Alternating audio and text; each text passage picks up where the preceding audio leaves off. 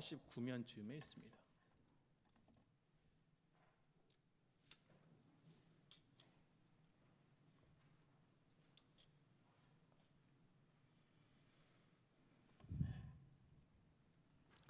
제가 읽도록 하겠습니다. 하나님이 모세에게 말씀하여 이르시되 나는 여호와니라.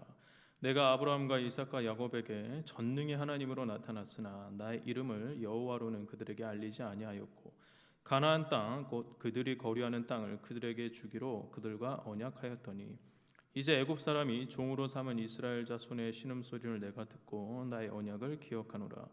그러므로 이스라엘 자손에게 말하기를 나는 여호와라. 내가 애굽 사람의 무거운 짐 밑에서 너희를 빼내며 그들의 노역에서 너희를 건지며 편팔과 여러 큰 심판들로서 너희를 속량하여 너희를 내 백성으로 삼고 나는 너희의 하나님이 되리니 나는 애굽 사람의 무거운 짐 밑에서 너희를 빼낸 너희의 하나님 여호와인 줄 너희가 알지라.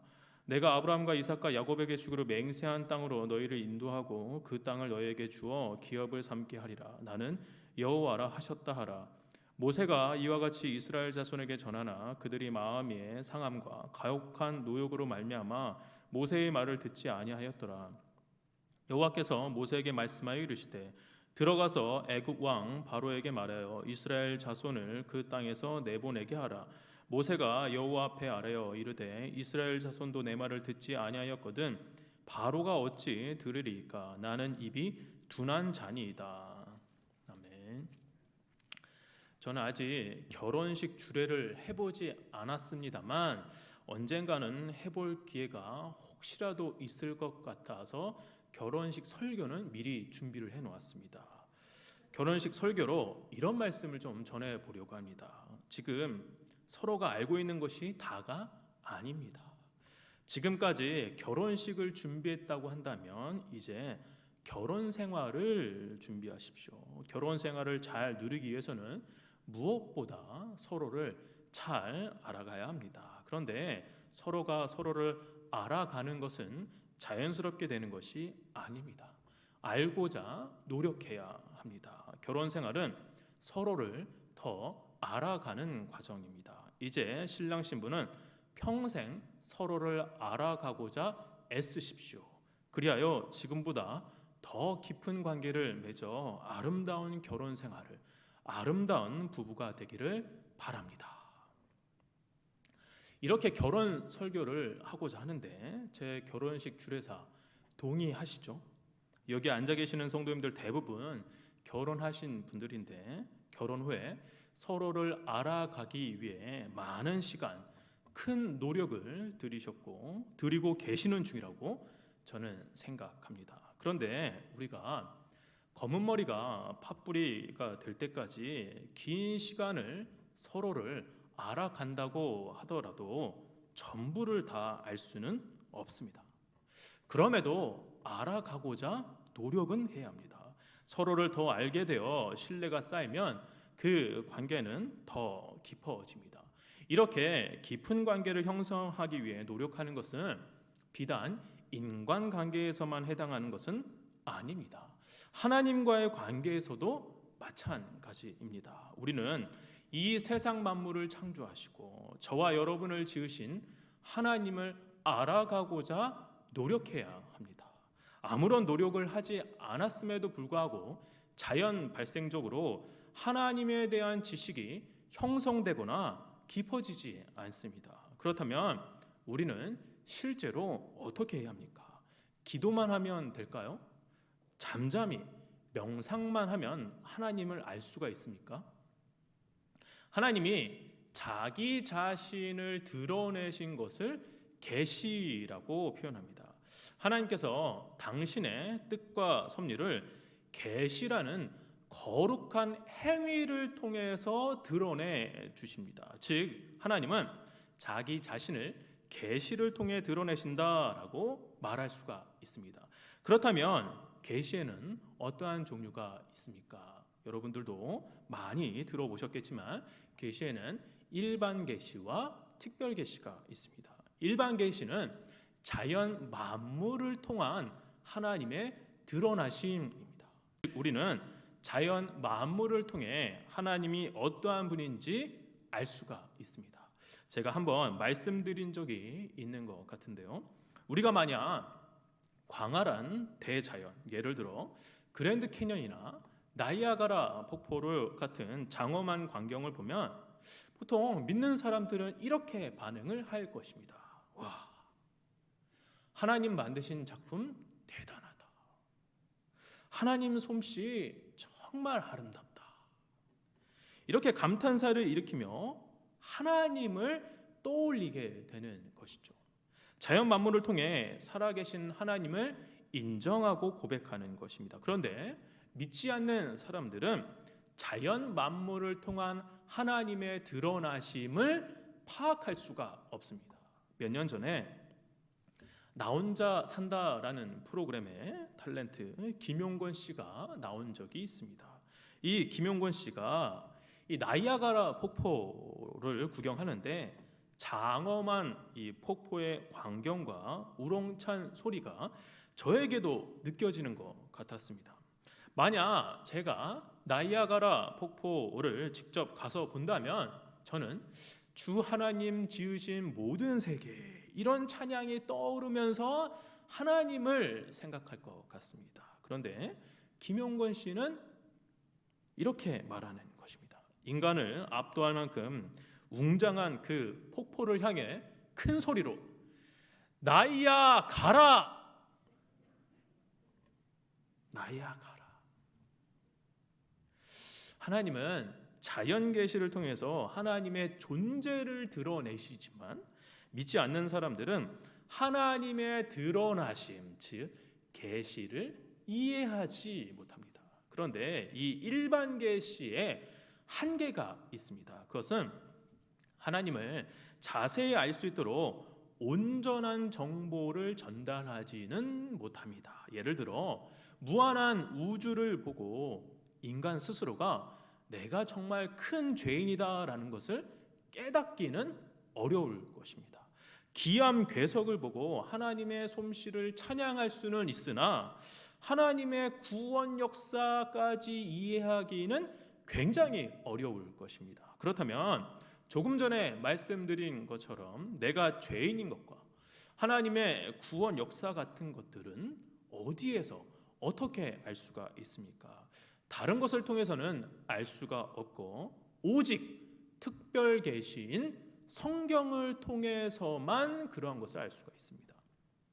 하나님이 어떠한 분인지, 예수 그리스도가 이 땅에 왜 오셨고 무슨 일을 하셨는지, 인간이 어떻게 구원을 받는지, 하나님의 자녀로 우리가 어떻게 살아가야 하는지, 이러한 것들이 기록된 성경을 통해서만 알 수가 있습니다. 즉 하나님은 말씀을 통해 우리에게 자기 자신을 드러내 주십니다. 따라서 우리가 하나님을 알기 위해서는 성경을 알아야 합니다. 성경을 통해 하나님이 어떠한 분인지 알아가도록 노력해야 합니다. 마침 오늘 본문이 하나님을 알 수 있는 귀한 말씀입니다.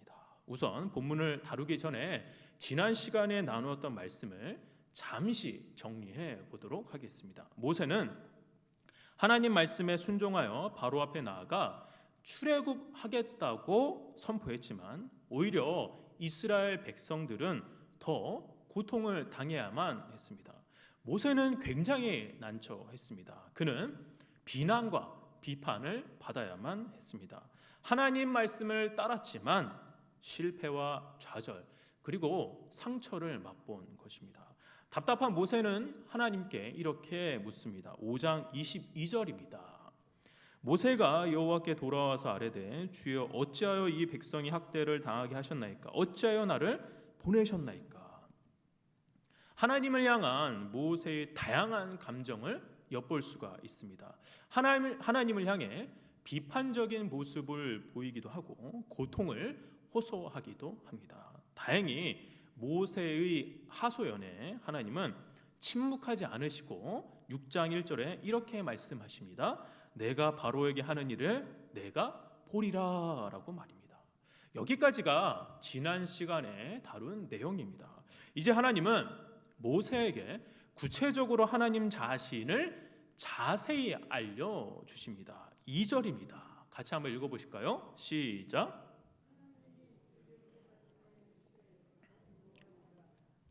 오늘 본문에서 가장 중요한 표현이 바로 나는 여호와이니라 라는 문장입니다. 하나님은 나는 여호와라는 이 단어를 강조하시기 위해서 오늘 본문에서 4번이나 반복해서 말씀하십니다. 화면을 보시면 2절과 6절 그리고 8절에서 명확하게 나는 여호와라는 단어가 반복이 됩니다. 그리고 7절에는 나는 여호와라는 문장이 한글 성경에는 떨어져 있는 것처럼 보이지만 히브리어 원문을 보면 한 문장으로 되어 있습니다. 이렇게 하나님은 모세에게 그리고 우리에게 하나님이 여호와이시다라는 것을 강조하고 계시는 것입니다. 이렇게 성경에서 여호와를 강조하는데 그냥 넘어갈 수가 없지요. 여호와라는 이 단어의 뜻과 의미를 살펴보도록 하겠습니다. 우선 뜻부터 살펴보면 한번 읽어보실까요? 시작. 스스로 있는 자, 나는 나다라는 뜻으로 하나님의 영원하심과 자존하심 그리고 원인이 없으신 절대 유일하신 존재임을 강조하는 그분의 고유한 성호요 영광스러운 신명이라고 말할 수가 있습니다. 이런 사전적인 의미는 얼른 쉽게 이해되기가 어렵죠. 대신 스스로 있는 자, 나는 나다라는 뜻이 있다라는 것은 분명히 기억하셨으면 좋겠습니다. 그러면 이 여호와라는 단어는 어떻게 생겼을까요? 신앙생활을 하시면서 이 여호와라는 히브리어 단어를 처음으로 보시는 분도 아마 계실 것입니다. 여호와라는 단어는 이렇게 생겼습니다. 네. 생소하시죠? 네. 이 히브리어는 오른쪽에서 왼쪽으로 읽어 나가는데 중요한 것은 이 단어는 읽을 수가 없습니다. 왜냐하면 자음으로만 구성되어 있고 모음이 없기 때문에 발음을 할 수가 없습니다. 이 자음으로 된 글자의 음가를 이 영어의 알파벳으로 표현해 보면 보시는 바와 같습니다. 제가 편의상 한글로도 제가 밑에 썼는데 한글로 이거를 그냥 이 자음을 읽어보면 이응 히읗 이응 히읗 뭐 이렇게 발음이 될 수가 있어요. 그럼 왜 모음이 없이 자음으로만 표현한 것일까요? 혹시 10계명의 3계명을 기억을 하실까요? 3계명을 보시면 너는 내 하나님 여호와의 이름을 망령되게 부르지 말라. 유대인들은 이 계명을 엄격하고도 철저하게 지켰기 때문에 하나님의 이름을 감히 인간의 입으로 말할 수 없었던 것입니다. 그래서 하나님의 신성한 이름인 이 글자를 표기만 한 채 발음을 하지 않았던 것입니다. 그런데 의문이 생깁니다. 제가 발음을 할 수 없다라고 말씀드렸는데 어떻게 우리는 이 단어를 여호와라고 소리내서 읽는 것일까요? 여기에서 또 알아야만 하는 히브리어 단어가 바로 아도나이입니다. 이 화면을 보시면 저렇게 생긴 게 아도나이인데 이 아도나이의 뜻은 주님이라는 뜻으로 번역이 될 수가 있습니다.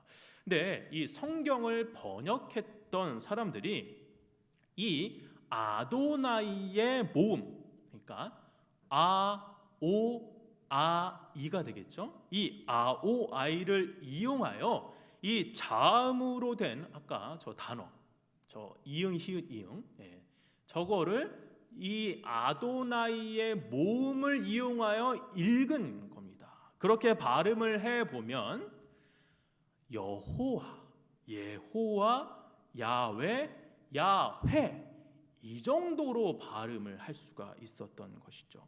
여기에서 여호와가 맞냐, 야훼가 맞냐 뭐 이런 논쟁들이 있는데 그것은 다루지 않도록 하겠습니다. 어쨌든 이렇게 여호와라는 단어는 심오한 의미를 가진 것으로서 발음조차 할 수 없는 이름인데, 지금 하나님이 모세에게 이 이름의 의미를 자세히 드러내 주고 계시는 상황인 것입니다.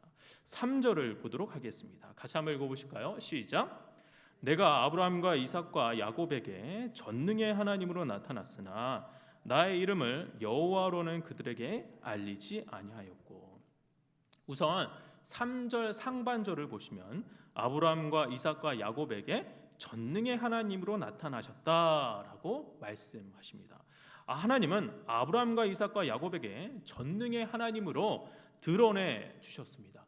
이 전능이라는 이 단어의 의미를 오늘 본문에서 정확하게 설명하고 있지는 않지만 전능이 의미하는 바를 우리는 충분히 이해할 수가 있습니다. 창세기 17장 1절을 보시면 아브라함이 99세 때 여호와께 아브라함에게 나타나 그에게 이르시되 나는 전능한 하나님이라. 너는 내 앞에서 행하여 완전하라. 내가 내 언약을 너와 너 사이에 두어 너를 크게 번성하게 하리라 하시니. 전능의 하나님은 자녀가 없는 아브라함에게 자녀를 주시는, 이 개인의 부족함을 채우시는 분이 바로 전능의 하나님이다라는 사실을 알 수가 있습니다. 또 하나 찾아보겠습니다. 창세기 43장 14절을 보시면 제가 빠르게 읽겠습니다. 전능하신 하나님께서 그 사람 앞에서 너에게 은혜를 베푸사 그 사람으로 너희 다른 형제와 베냐민을 돌려보내게 하시기를 원하노라. 내가 자식을 잃게 되면 이르리로다. 전능의 하나님은 진퇴양난에 빠진 야곱 가족의 문제를 해결해 주시는, 어려움을 도우시는 분이다라는 사실을 알 수가 있습니다. 이렇게 창세기의 인물들은 하나님이 불가능한 상황 속에서 필요를 채우시고 해결할 수 없는 어려움을 도우시는 전능의 하나님이라는 의미를 분명히 알고 있었던 것입니다. 그런데 오늘 본문 3절 하반절을 보시면 굉장히 당황스러운 말씀이 등장합니다. 저 노란색 부분 같이 한번 읽어보실까요? 시작. 나의 이름을 여호와로는 그들에게 알리지 아니하였고. 이 3절 하반절은 이해하기 굉장히 어려운 말씀입니다. 왜냐하면 나의 이름을 여호와로는 알리지 않으셨다고 오늘 본문에 기록되어 있는데, 성경을 많이 읽으시고 꼼꼼히 읽어보시는 분들이라면 창세기를 살펴보면 다양한 인물들이 빈번하게 여호와라는 단어를 사용하고 있다는 것을 확인하실 수가 있습니다. 화면을 보시면 창세기 4장 1절에서는 아담이, 창세기 5장 29절에서는 라멕이, 창세기 9장 26절에서는 노아가 각각 여호와의 이름을 알고 말하며 사용했다라는 증거가 명확하게 있습니다. 그런데 왜 오늘 본문에서 그들에게는 알리지 않았다고 말씀을 하시는 것일까요? 이래서 어려운 겁니다. 이 난제를 해결하기 위해 다양한 관점으로 해석을 하는데 저는 보수적인 입장에서 해석을 하도록 하겠습니다. 창세기에서 다양한 사람들이 하나님을 여호와라 불렀다라는 것은 의심할 여지가 없습니다. 하지만 그들이 여호와라고 부르기는 했으나 여호와 하나님이 구체적으로 어떠한 일을 하시는 분인지 분명하게 알고 있었다라고 보기는 어렵습니다. 즉 여호와 하나님의 신학적 의미까지는 몰랐을 것입니다.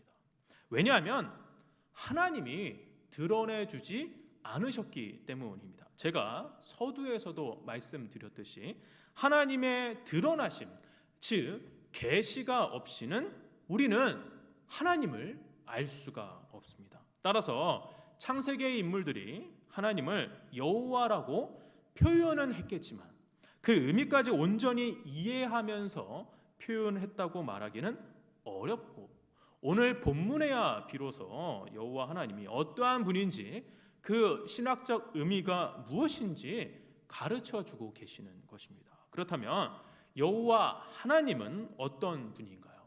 어떤 신학적 의미를 갖고 있는 것입니까? 4절부터 8절입니다. 네, 꽤 긴 내용인데요. 제가 다 읽고 하지는 않겠습니다. 대신 한 절 한 절 조금 지루하시겠지만 한 절 한 절 좀 빠르게 설명하면서 그 의미를 좀 짚어보도록 하겠습니다. 네, 4절을 보시면 4절에 가나안 땅 그들이 거류하는 땅을 그들에게 주기로 그들과 언약하였다. 4절을 통해서 알 수 있는 여호와 하나님은 언약을 지키시는 분이라는 것을 알 수가 있습니다. 5절에 이제 애굽 사람이 종으로 삼은 이스라엘 자손의 신음소리를 내가 듣고 나의 언약을 기억하노라. 5절을 통해서 알 수 있는 여호와 하나님은 이 우리의 고통을 느끼시는 분이라는 것을 알 수가 있습니다. 6절부터 7절은 그러므로 이스라엘 자손에게 말하기를 나는 여호와라 내가 애굽 사람의 무거운 짐 밑에서 너희를 빼내며 그들의 노역에서 너희를 건지며 편팔과 여러 큰 심판들로서 너희를 속량하여 너희를 내 백성으로 삼고 나는 너희의 하나님이 되리니 나는 애굽 사람의 무거운 짐 밑에서 너희를 빼낸 너희의 하나님 여호와인 줄 너희가 알지니라. 이 6절 7절을 통해서 알 수 있는 여호와 하나님은 우리를 자유롭게 하시고 그분께로 가까이 이끄시는 분이라는 사실을 알 수가 있습니다. 8절에서는 내가 아브라함과 이삭과 야곱에게 주기로 맹세한 땅으로 너희를 인도하고 그 땅을 너에게 주어 기업을 삼게 하리라 나는 여호와라 하셨다 하라.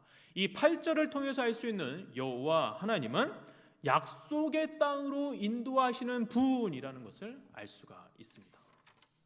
즉 모세에게 그리고 우리에게 드러내 주시는 여호와 하나님은 언약을 끝까지 지키시는 신실하신 분이고 인간의 고통을 외면하지 않으시고 공감하시는 분이며 절망적인 상황에서 구출해 주시고 구원해 주셔서 결국에는 약속의 땅으로 인도하여 그곳에서 하나님 나라의 자녀로 살 수 있도록 모든 것을 다 이끄시는 분이 바로 여호와 하나님이시다라고 우리에게 설명하고 계시는 것입니다. 이렇게 여호와 하나님에 대해서 살펴보았는데 여호와 하나님에 대한 의미가 풍성해지지 않으셨나요? 그런데 이 의미만을 아는 것으로 만족해서는 안 됩니다. 이것이 다가 아닙니다. 의미를 알았다면 한 걸음 더 나아가야 합니다. 6절과 8절에서 우리가 보는 성경이 개역 개정판인데 이 개역 개정판이 아닌 새 번역 성경으로 보면 이렇습니다. 시간 관계상 다 읽지는 않겠지만 눈으로 한번 빠르게 한번 보실까요? 제가 한 3초 정도 드리겠습니다.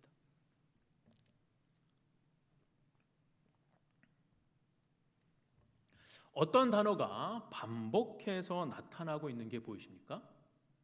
네, 표현을 먼저 해주셨네요. 네, 나라는 단어가 이 1인칭 단어가 8번이나 반복이 되고 있습니다. 내가 이끌어내고 내가 구하고 내가 백성으로 삼고 내가 하나님이 될 것이고 내가 강제 노동에서 끌어낼 것이고 내가 약속의 땅으로 보내줄 것이다. 누가 하시겠다라는 겁니까? 네, 바로 여호와 하나님인 내가 하시겠다라는 겁니다. 출애굽이라는 엄청난 스케일의 역사적 사건을 모세가 하는 것이 아니라 인간이 하는 것이 아니라 처음부터 끝까지 나 여호와가 하시겠다라는 것이죠. 하나님이 자기 자신을 이렇게 반복적으로 강조하신 이유가 분명히 있습니다. 왜냐하면 저는 이렇게 생각합니다.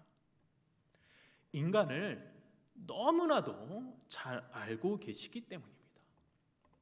인간은 하나님을 바라보는 일보다 오히려 바라보지 않고 자동 반사적으로 나를 바라보려고 하는 경향성이 매우 강한 존재입니다. 그렇지 않습니까? 우리가 찬양으로 주만 바라볼지라 큰 소리로 부릅니다. 기도로 주님만 바라보겠노라 매주 기도를 합니다. 강단에서 선포되는 말씀에 늘 주님께 시선을 고정하라라는 말씀이 쏟아져 내려옵니다. 찬양과 기도와 말씀 그 어느 것 하나 나를 바라보지 말고 주님을 바라보라고 이야기합니다. 그런데 어째서 왜 여호와 하나님이 아닌 내가 먼저 보이시는 겁니까? 여호와 하나님보다 나의 문제가 더 다급하다라고 느끼시는 겁니까? 여호와 하나님보다 내가 처한 환경에 사로잡혀 하나님을 바라보지 못하시는 이유가 도대체 무엇입니까? 이것이 인간의 본연의 모습입니다. 모세도 하나님이 하시겠다라는 그 말을 듣고도 하나님이 아닌 자기 자신에게 초점을 맞춥니다. 오늘 본문 12절입니다. 같이 한번 읽어보실까요? 시작.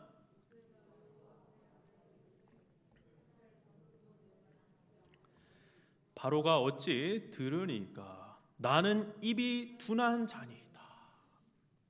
모세가 무슨 말을 합니까? 여호와 하나님을 바라보지 못하고 나의 상태를 바라보면서 나는 입이 둔한 자라고 자기 자신을 바라보며 이야기하고 있습니다. 성문교회 성도 여러분, 여호와 하나님을 바라보지 못하고 바라보지 않고 나를 바라보고 신앙생활하면 몇 가지 문제점들이 드러납니다. 저는 그것을 간략하게 다루고 설교를 마무리하도록 하겠습니다. 첫째, 여호와 하나님을 바라보지 못하고 바라보지 않고 나를 바라보면 반복된 핑계만 드러납니다. 반복된 핑계만 드러납니다. 모세가 핑계를 댄 나는 입이 둔한 자니다. 이 표현은 원문으로 정확하게 번역한 것은 아닙니다.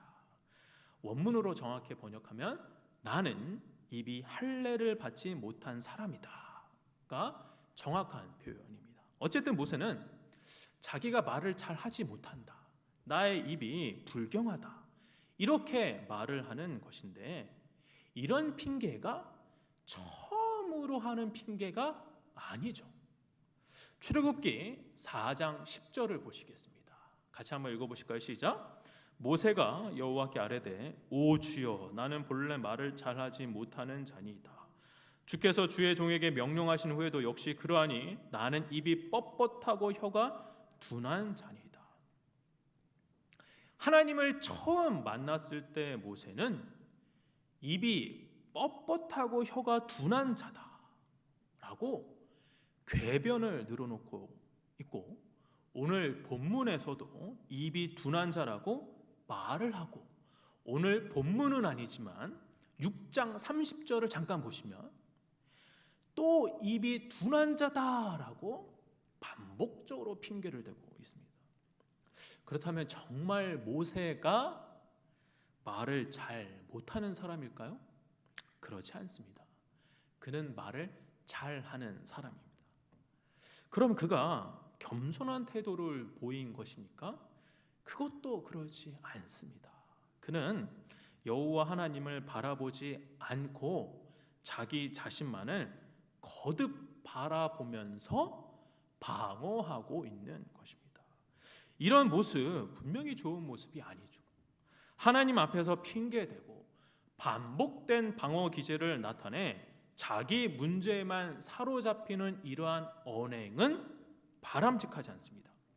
그런데 이러한 핑계, 이러한 자기 방어, 모세만 있습니까? 혹 여러분들에게는 이런 핑계, 이런 방어가 없으십니까? 반복적으로 튀어나오는 이 핑계 패턴에는 어떠한 것들이 있으신가요? 반복된 나만의 핑계 패턴이 있다면 그것은 하나님을 바라보지 않고 여러분 자신만을 바라보고 있다라는 결정적인 증거임을 알고 여호와 하나님을 바라보며 핑계로부터, 방어로부터 자유함을 얻으시기 바랍니다. 두 번째입니다. 여호와 하나님을 바라보지 않으면, 나를 바라보면 사명을 잊어버립니다. 하나님을 바라보지 못하고 나를 바라보면 사명을 잊어버립니다. 모세가 나는 말을 잘 못해요, 나는 입이 뻣뻣하고 혀가 둔해요 라고 반복된 핑계를 대는 근본적인 이유는 무엇입니까? 결국에는 하기 싫다는 거죠.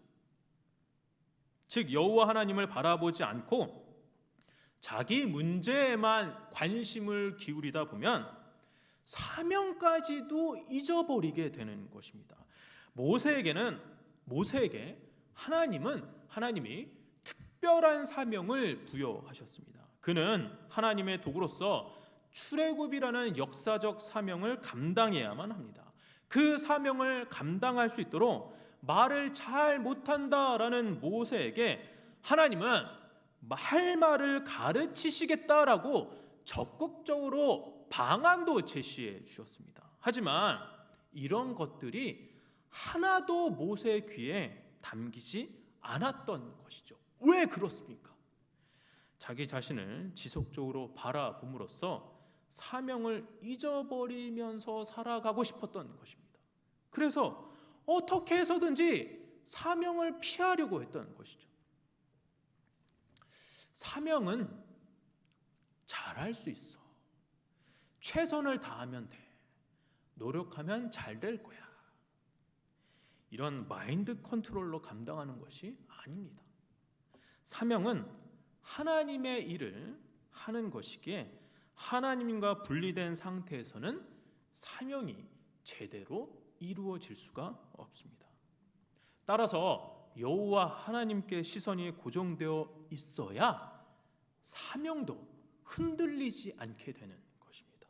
반대로 나만 바라보며 나의 환경만, 나의 처지만 고려하면 분명히 사명도 흔들리게 됩니다. 그리고 사명을 수행한다라는 것 자체가 부담스러워지게 됩니다. 귀찮습니다. 성문교회 성도 여러분, 여러분에게 주어진 사명은 무엇입니까? 저는 여러분 모두가 각자 사명이 있다라고 생각하는 사람입니다. 혹 그 사명이 흐릿해지셨습니까? 이제는 별로 중요하게 생각되지도 않으십니까? 이제는 불편하고 귀찮게 여겨지십니까? 그렇다면 여러분은 하나님을 바라보고 계시는 것이 아니라 나를 바라보고 계시는 중입니다. 다시 여호와 하나님을 바라보면서 여러분의 사명을 회복하시기를 바랍니다. 셋째, 여호와 하나님을 바라보지 않으면, 나를 바라보면 직분을 감당하기 어렵습니다. 지난주에 임직 선거를 했죠. 교회가 많은 시간 기도를 하고 준비를 했습니다. 그런데 저는 그렇게 생각합니다. 임직이 된 것이 중요한 것이 아니다라고 생각을 합니다.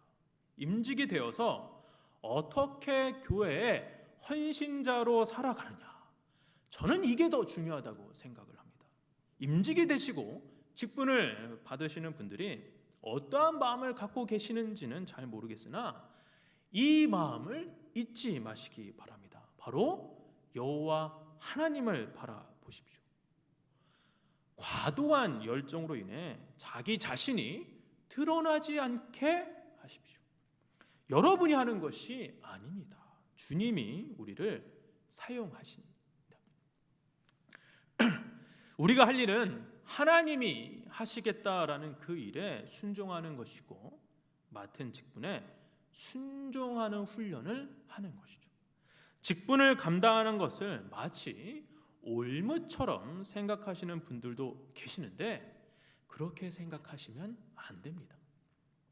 직분은 하나님을 바라보며 하나님이 하실 일을 기대하며 나아가는, 이 세상에서는 경험할 수 없는 영광스러움을 맛볼 수 있는 것이 바로 교회의 직분인 것입니다. 하지만 이런 영광스러운 직분을 감당하는 일에 있어 하나님을 바라보지 못하면 부작용이 생기게 됩니다. 특히 자기 자신이 자격이 없다고 스스로 판단자가 되어서 자기를 평가해 버립니다. 부끄러운 이야기지만 목회자인 저도 마찬가지입니다. 하나님을 24시간 365일 바라보면 좋겠지만 그렇지 못할 때도 솔직히 있습니다.